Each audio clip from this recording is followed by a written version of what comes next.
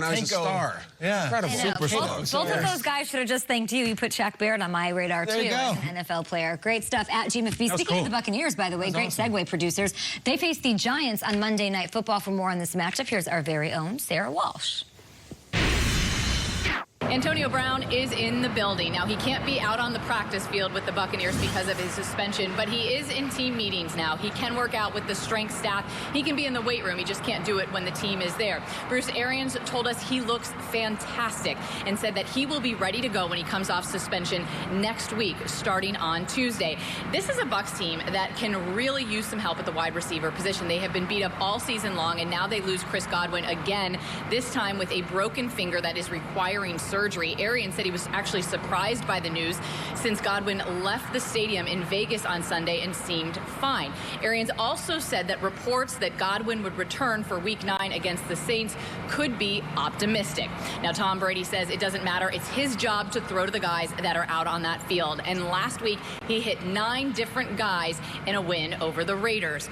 The Bucs will look to make it 3 in a row. They get a little extra time to get that work in. They take on the Giants on Monday night.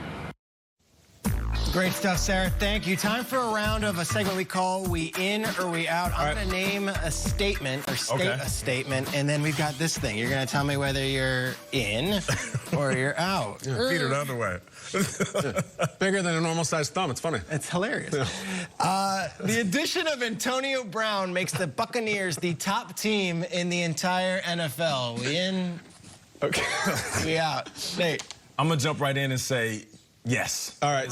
You in? Statement. What did we just hear? That Tom Brady threw to 9 different guys? Now you're adding a 10th, who, when he was starting his career, was on his way to the Hall of Fame? Let's not be silly. He might have been out of football for a couple of years, or a couple of seasons, what it seems like. And a lot of that was self-inflicted issues that he put on himself. But Antonio Brown still got juice in his leg. I saw him throwing with Russell Wilson. If he can come in, fit in, play a specific role on this team, you're talking about a wide receiver group led by Mike Evans, who's easily top 5, Chris Godwin, who proved he's top 5 last year, and Antonio Brown, who proved to be the best receiver of his era.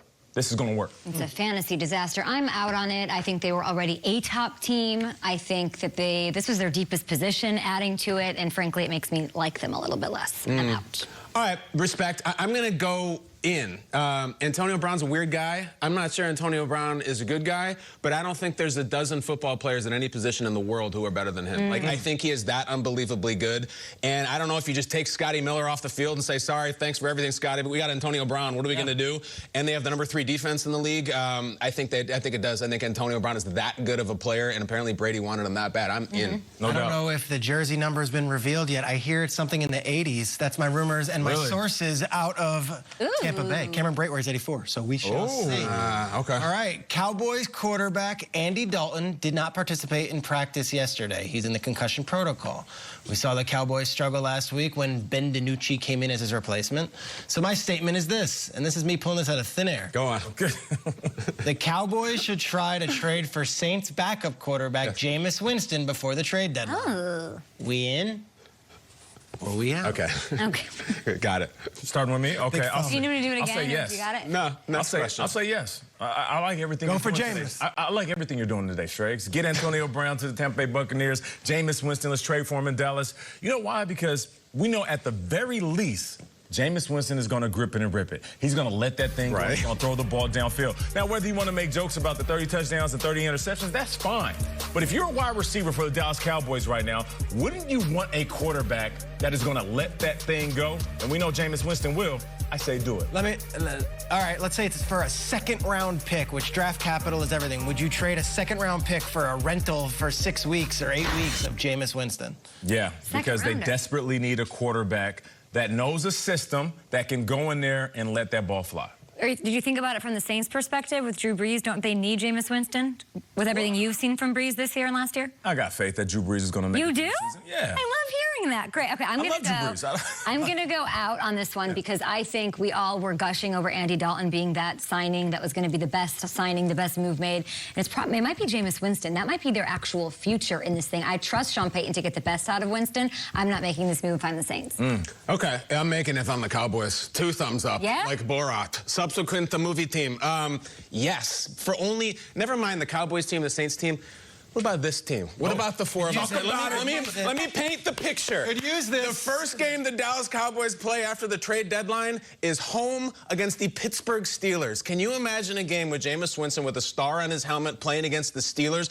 He might throw for 1,000 yards. He might throw for 100 interceptions. I want it. I'm here for it. Frankly, Peter, the Cowboys could trade him for Taysom Hill to play quarterback, and it would be an upgrade. Jameis, yes. And also, Jameis has a punchline. Like, all he does is get kicked in the dirt constantly for the way he plays. I'd like to see him get it back on the field. I think he's a good player, and he's had a tough run. You know, the names you're hearing are Jameis Winston as a possibility, which I don't know if that would actually happen, but Ryan Fitzpatrick. People like to throw out names because... Darnold, because the Cowboys at this point, they're still alive. Yeah, they're still very much alive. And their roster is loaded. So Ben DiNucci might be a nice story, and maybe he is the next Tony Romo.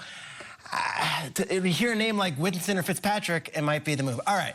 First of all, Borat. I haven't seen the second one. I watched it. Yeah, interesting scenes. All right. Finally, let's have some fun. Are you in? You out? Borat 2. With this last statement. That's good. Daniel Jones's stumble is more meme-worthy than the DK Metcalf chase down of Buda Baker. Two great plays. We in or we out? The memes, they were all out. What do you got? Nah, I'm good on the Daniel Jones. I've seen a ton of guys trip. I haven't seen a wide receiver hawk down a DB like that was going to score too many times. So I'm going with this one. I want to see this. What's the meme, Nate? What is it? It's what you think is chasing you after you take the garbage out. There you go. All right. I say the DK one's more memeable because it can be positive and negative. It can be like, oh, the second wave of Rona running to get us. Or it could be Kay running to the Halloween aisle the day after Halloween to get all the 50% off candy. It works both ways. Yeah, I think that the DK one is more positive meme. The Daniel Jones is like me versus my problems or me Monday. It's just all very negative. This is, no one is laughing at this. This is, you know, this is Everyone's laughing at this. Like how it started versus how it is. Everyone is mean then. I'm turning over a new leaf. The next 1,000 episodes, I'm going to be friendly Kyle. I'm going with the DK one. I'm changing my whole character. Kyle, I've seen you on Madden. You're not the friendly host. 1,000 episodes. Kyle's mean Madden persona. You were just Madden. I forgot about that. sour grapes. Debbie Downer over there. I know. I'm becoming a new character on the show. Sorry, guys. More GMFB up ahead. We're celebrating 1,000 episodes. Trey's going thumbs up on that one. Some of our favorites are weighing in on the other side. We'll hear from Hall of Famer, Kurt Warner. The thing about Borat is that he's not